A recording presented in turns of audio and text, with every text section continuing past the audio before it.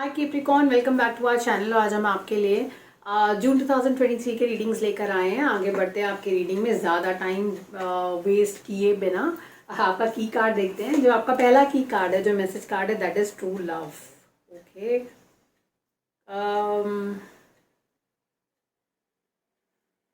I'll show you this card and then I will explain this to you in a while.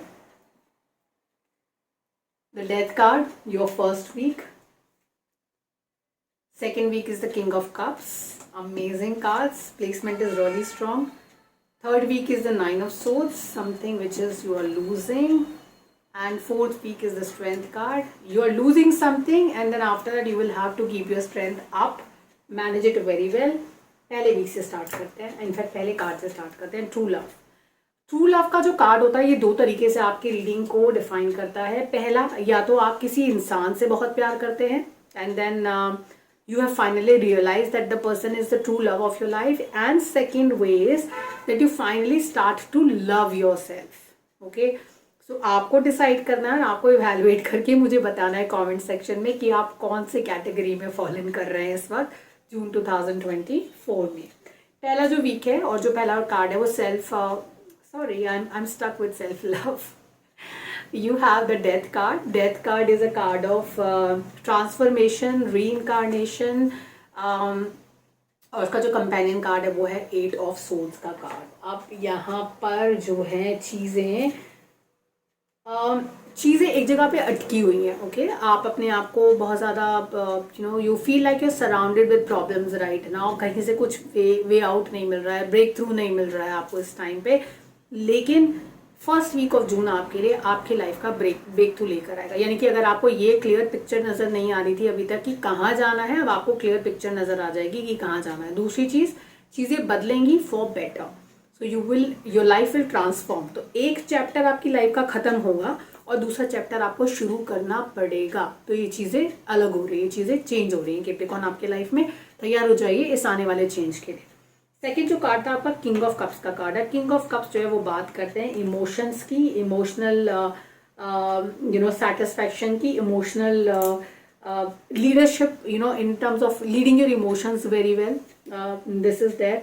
And उसके अलावा बात हो रही है एस ऑफ सोर्ड्स की भी। यहाँ पर देखिए बहुत ही महत्वपूर्ण, इम्पॉर्टेंट, सिग्निफिकेंट मंथ है आपके लिए। सेकेंड वीक आपके लाइफ में अननेसेसरी चीज़ें, unnecessary people, unnecessary emotions, okay, and anything which is not relevant for you, not serving well for you, आपके लिए वैल्यू ऐड नहीं कर रहा है कोई आपकी लाइफ में। आपको इन चीज़ों से अपने आप को कट करना होगा, इन चीज़ों से अपने आप को दूर करना होगा।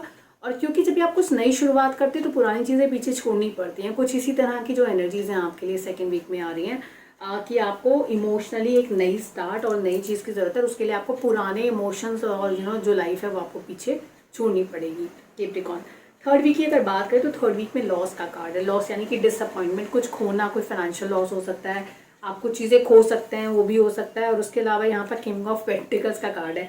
मुझे समाउ फील होता है जो किंग ऑफ पेंटिकल्स है वो टॉरियंस को रिप्रेजेंट करते हैं, टॉरियन एनर्जी है यहाँ पर। और मैं अभी हम जब बात कर रहे थे फाइनेंशियल लॉसेस की बात कर रहे थे and then king of pentacles have appeared in the reading. मुझे लगता है कि यहाँ पर पैसों को लेकर you were sitting on your throne of money और whatever you call it, वहाँ पर आपको थोड़ा सा लॉस होगा। तो फाइनेंशियल लॉस थर्ड वीक में नज़र आता है आपके लिए। बट कई बार क्या होता है कि कुछ चीज़ें few things are very important in order to create a new life. You have to leave the life which is,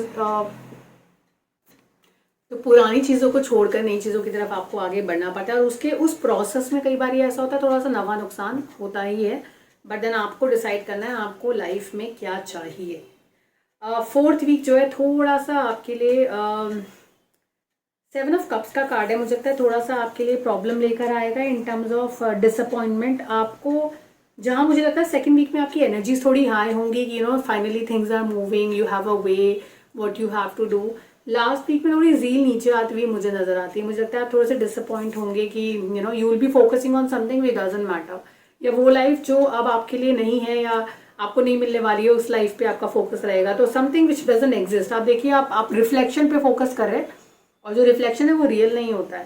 that is just an image which is the reflection of the original thing. जो original चीज़ है वो आपके पास नहीं है, वो सिर्फ उसकी परछाई है। तो आप उस पर फोकस करेंगे जो आपका नहीं है और इसलिए आपकी ज़ील थोड़ी सी नीचे आती हुई नजर आती है, डाउन आती हुई नजर आती है। इस मंथ में आपको लास्ट वीक में स्पेशली बहुत ज़्यादा स्ट्रेंथ बनाए रखने की ज़रूरत है।